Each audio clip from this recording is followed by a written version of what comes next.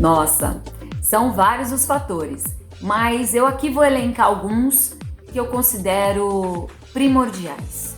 O primeiro deles é a individualidade, respeito à individualidade.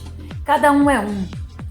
Então, entender como essa criança funciona na escola, como ela funciona na casa dela, como ela se relaciona com os amigos, pontos ali que a gente precisa conhecer sobre a saúde dessa criança são fundamentais para que eu possa traçar uma linha de planejamento de aprendizagem que seja significativa e facilite a aprendizagem. Muito bem, então esse na minha opinião é o primordial. Cada um é um e mesmo na sua turma você tendo 5 ou 10 crianças, você vai ter todos diferentes, cada um com uma forma de processar a informação e aí você vai ter que encontrar os melhores caminhos para chegar a essa criança e facilitar a aprendizagem dela na natação. É difícil? É. É possível? Também é. Muito bem, um outro fator são as experiências prévias que essa criança tem no meio líquido. Então tem criança que às vezes chega para você com uma facilidade, se ela nunca fez natação, mas ela entra na água, aquilo para ela é tão natural que por quê? Porque ela é uma criança que provavelmente ou ela frequenta muito a praia, ou ela frequenta muito clube, ou ela tem piscina na casa dela, ou ela tem uma chácara que tem uma piscina e por aí vai. Então é uma criança que ela já tem uma naturalidade naquele meio líquido, então o processo talvez da aprendizagem seja um pouco mais facilitado por esse motivo. Mas também você tem aquela criança que nunca fez natação e também não tem vivências nos meios aquáticos que apareçam, por exemplo, o mar, um rio, uma piscina. Então essa criança talvez tenha um pouco mais de dificuldade. Então a gente precisa entender também, se ela tiver medo, se ela passou por alguma situação traumática, tudo isso vai te dizer, vai te dando ali informações de quais são as melhores vias para que a gente faça essa criança avançar no seu aprendizado. Muito bem. Outro fator é o contexto. Então, quando você cria essas estratégias mediante todos esses conhecimentos, os contextos que você criar para a tarefa é importantíssimo. Quanto mais significativo, mais facilidade essa criança vai ter de aprender. Então, diquinha. Por exemplo, uma criança de 3 anos. Como é que você vai fazer com que esse contexto seja significativo? Conhecendo as coisas que ela gosta.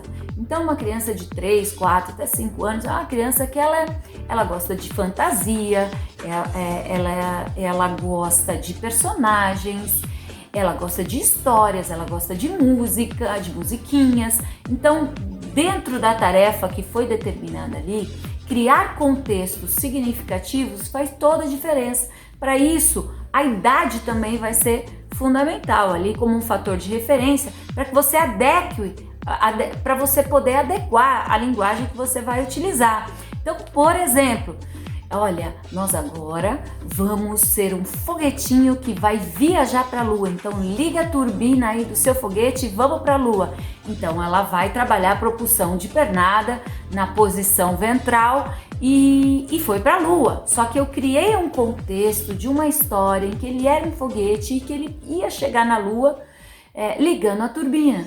Então, esses contextos são mais significativos para essa faixa etária. Para uma faixa etária de 7 anos para cima, essa linguagem talvez já não seja tão significativa. Por isso que eu acho que a idade é um fator referencial e não uma verdade absoluta. Você pode pegar uma criança de 7, 8 anos que ela gosta que você fale com ela desta forma. E às vezes você vai pegar e ela vai olhar, e vai falar dessa maneira com uma criança, olha, bate o pezinho, ou bate a perninha, ou mexe o bracinho, e ela já tem 8 anos e ela não gosta que fale desta maneira com ela. Então a informação mais curta, mais direta, para essas crianças acima dos 7 anos já são mais significativas. Então, olha, agora nós vamos fazer a pernada do nado crawl até o outro lado, subir e dar um mergulho. Então, informação curta, direta, o que é necessário e lógico, depois um elogio pelo esforço. Tá legal? Então isso é fundamental. Ai.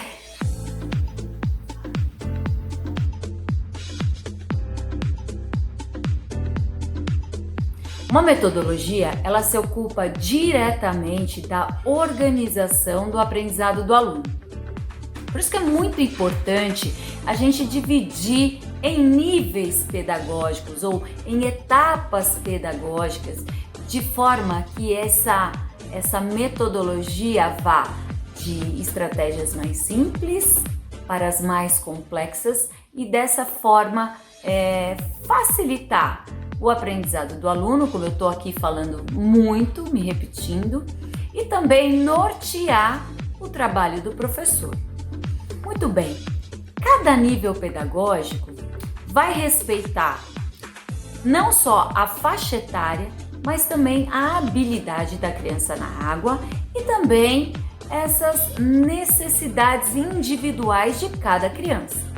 Esses são pontos que precisam ser contemplados quando eu vou organizar uma metodologia. Muito bem, quando eu tenho essa divisão por níveis, fica mais fácil eu entender qual é o ponto de partida para cada aluno meu. Então, por exemplo, chegou um aluno para começar a nadar ali.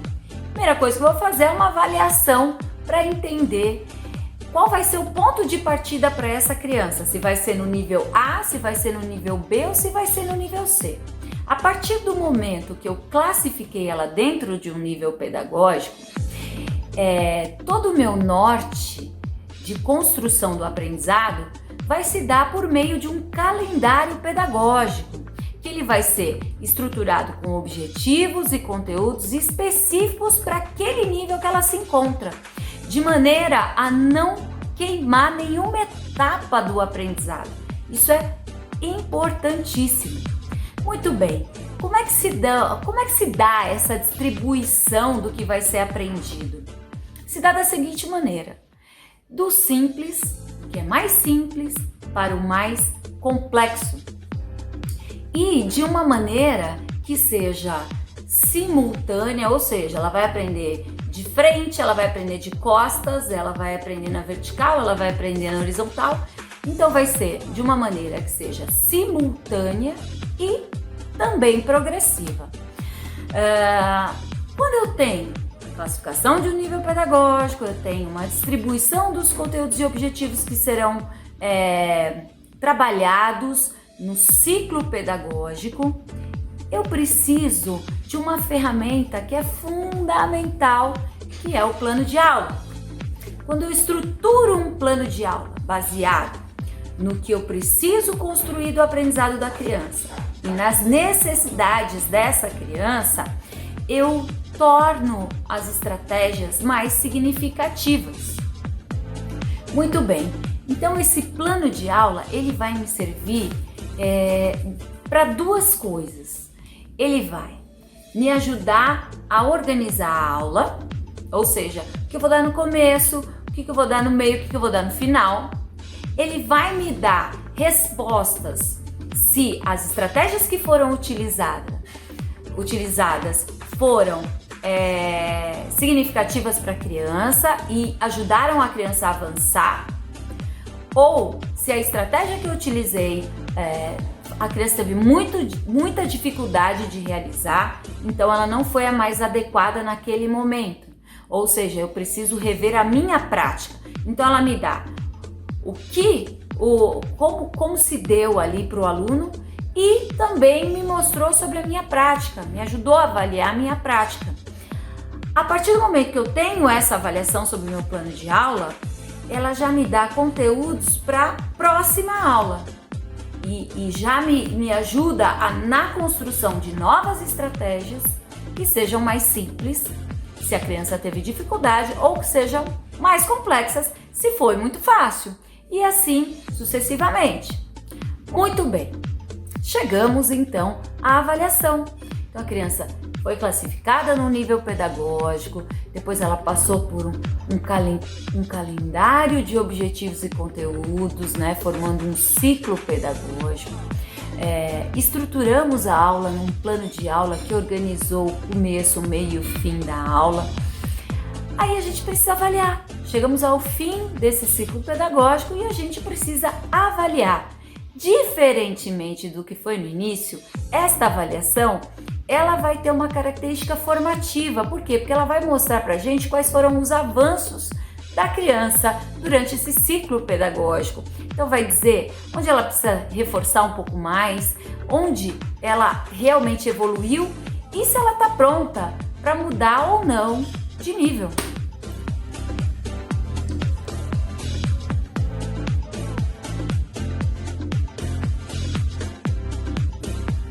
E aí, será que é possível uma metodologia contribuir para o desenvolvimento integral do nosso aluno?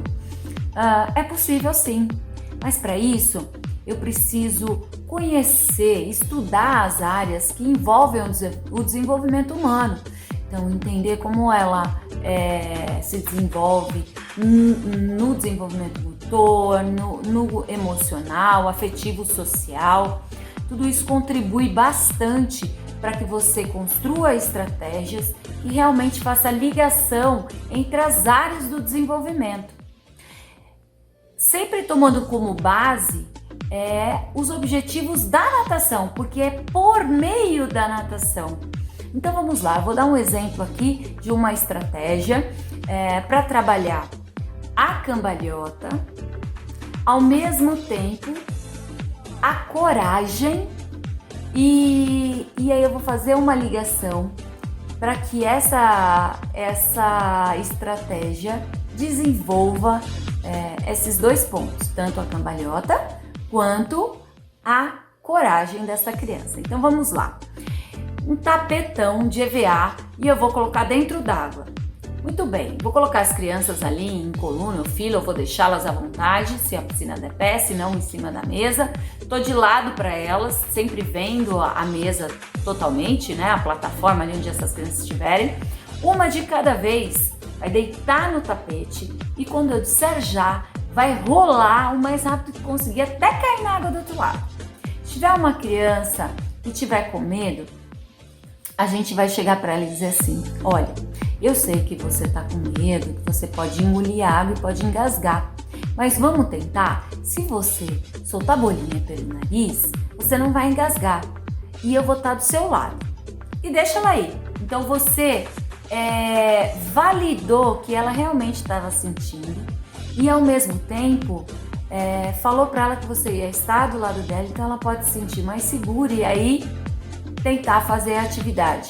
Muito bem, então você está trabalhando a coragem. À medida que ela foi, você repete a atividade, lógico, para o outro lado, ela vai rolar para o outro lado e assim executar a atividade. Quando ela se sentir mais confiante, a gente vai para uma segunda etapa dessa atividade, que é a cambalhota em si. Então ela vai subir no mesmo tapete, posicionar os pezinhos e as mãos, sempre sem colocar o joelhinho, só as mãozinhas e os pés. E você vai ajudar e conduzir essa cambalhota com a mão na nuca e com a mão atrás do joelho. Conduziu a cambalhota em cima do tapete até ela cair na água. Caiu na água, parabéns, você se esforçou, foi demais. Agora vamos fazer novamente, você vai tentar fazer sozinha? Ela vai tentar fazer sozinha, mas sempre com a tua presença muito forte ao lado dela, para que transmita a confiança. Muito bem, ela fez, à medida que ela fez, no tapete, o próximo desafio é que ela faça sozinha dentro d'água. E aí você vai deixar que ela faça o que sair, saiu. Porque ela precisa experimentar e ir ganhando confiança e para isso ela precisa de experiências positivas. Né? Se eu já for para a cambalhota dentro d'água com essa criança, provavelmente vai entrar muita água no nariz dela e ela vai ter experiência negativa e não vai querer mais repetir essa atividade. Um grande beijo e até mais!